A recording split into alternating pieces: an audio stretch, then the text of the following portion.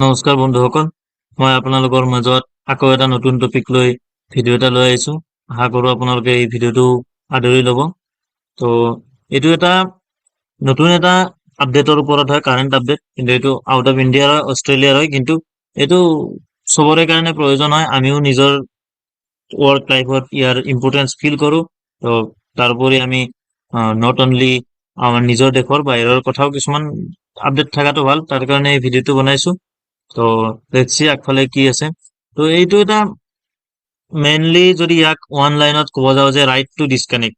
তো কিহৰ কাৰণে আহিল ৰাইট টু ডিছকানেক্ট, কিহৰ পৰা আমি নিজক ডিছকানেক্ট কৰিব লাগিব। তো আগফালে আলোচনা কৰিম, আপোনালোকে শেষলৈকে ভিডিঅ'টো চাব। তো যদি আমি ডিছকানেক্ট কথা কওঁ যে ৰিচেণ্ট ক'ভিডৰ টাইমৰ পৰা এই বস্তুটো বেছিকৈ হৈছে যে যিটো আমাৰ ধৰক অফিচ আৱাৰ ৱৰ্কিং লাইফ, তো ইয়াৰ এটা লং ইম্পেক্ট আমাৰ পাৰ্চনেল লাইফত পৰি গৈছে যে আমি 10 to 6 আমাৰ অফিচ নাথাকে, এতিয়া 10 to 10 হৈ যায়, কেতিয়াবা কেতিয়াবা তাতকৈ বেছি হৈ যায়। হলিডে আছে না কিবা আছে, কাৰণ এতিয়া কম্পিউটাৰটোৱে আমাৰ অফিচ হৈ গৈছে। ৱৰ্ক ফ্ৰম হোম, মানে ঘৰত আছে তথাপি অফিচৰ বছে আপোনাক ফোন কৰিব, বোলে এইটো ৰিপৰ্ট পঠাই দিয়ক, এইটো কাম কৰি দিয়ক, এইটো মেইল কৰি দিয়ক। তো এই ৰিগাৰ্ডিঙতে এই বিলখন, এই নিয়মটো অষ্ট্ৰেলিয়াত ইমপ্লিমেণ্ট কৰিছে ৰিচেণ্টলি। তো এইটো হ'ল যে যিকোনো এজন এমপ্লয়ীয়ে তেখেতৰ বছক মানে আফটাৰ অফিচ আৱাৰ্ছ মানে মানা কৰিব পাৰে। সেইটো যদি মানা কৰে তাত তেখেতক কোনো ধৰণৰ পেনাল্টি, মানে ধৰক এমপ্লয়াৰে কোনো একো ক'ব নোৱাৰে। এইটো এটা এই এমপ্লয়ীজনৰ নিজৰ এটা ৰাইট হয়। তো মেইন এইটোৰ কথাটো হ'ল যে এজন এমপ্লয়ীৰ এইটো নিজৰ ৰাইট হয়, সি নিজৰ এমপ্লয়াৰক ৰিফিউজ কৰিব পাৰে আফটাৰ অফিচ আৱাৰ্ছ। এইটো 26 আগষ্টত এইটো এপ্লিকেবল হৈছে। এইটো কিন্তু ইয়াতে এটা কথা কৈছে যে নন ৰিজনেবল ৰিজন হ'ব, যেনে ধৰক এটা বহুত ইম্পৰ্টেণ্ট কেছ হয়, অফিচৰ বহুত ইম্পৰ্টেণ্ট কজ আছে, তেতিয়া আপুনি কৰিব নোৱাৰে। মানে কৰিব নোৱাৰে বুলি নহয়, তেতিয়া কৰিব মানা কৰিছে আৰু এইটো নিয়মত।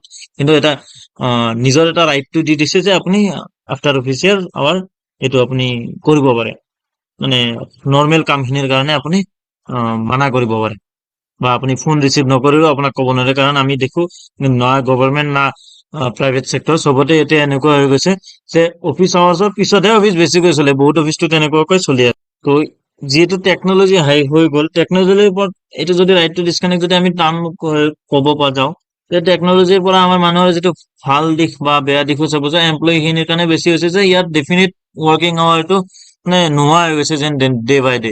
মানে মানুহজনে ধৰক নিজৰ ইচ্ছামতে অফিচত থাকিব, অফিচৰ পৰা যাব, তাৰ পিছতো তাৰমানে কাম কৰিয়ে থাকিব লাগে। মেক্সিমাম মানুহে যিখিনি ৱৰ্কিং হয় চবেই এইটো ফেচ কৰিছে। তো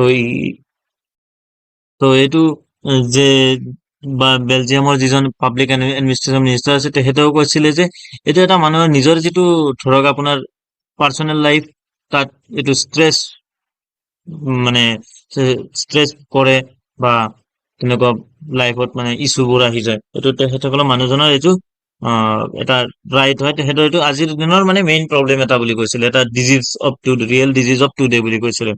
তো তাৰোপৰি যিজন অষ্ট্ৰেলিয়াৰ প্ৰাইম মিনিষ্টাৰ আছে, তেখেতে কৈছে যে someone who is not paid for 20, মানে যিকেইজনৰ মানুহ যিয়ে 24 কোনো এজন এমপ্লয়ীকটো আমি যদি তেহেঁতক 24 আৱাৰ্ছৰ কাৰণে আমি পেমেণ্ট কৰা নাই, বা এক্সট্ৰা অফিচ আৱাৰ্ছৰ কাৰণে যদি তেহেঁতক পেমেণ্ট কৰা নাই, তো তেখেত যদি আফটাৰ অফিচ আৱাৰ্ছ কাম নকৰে, তেখেতক আমি পেনালাইজ কৰিব নোৱাৰো বা কৰিব নালাগে।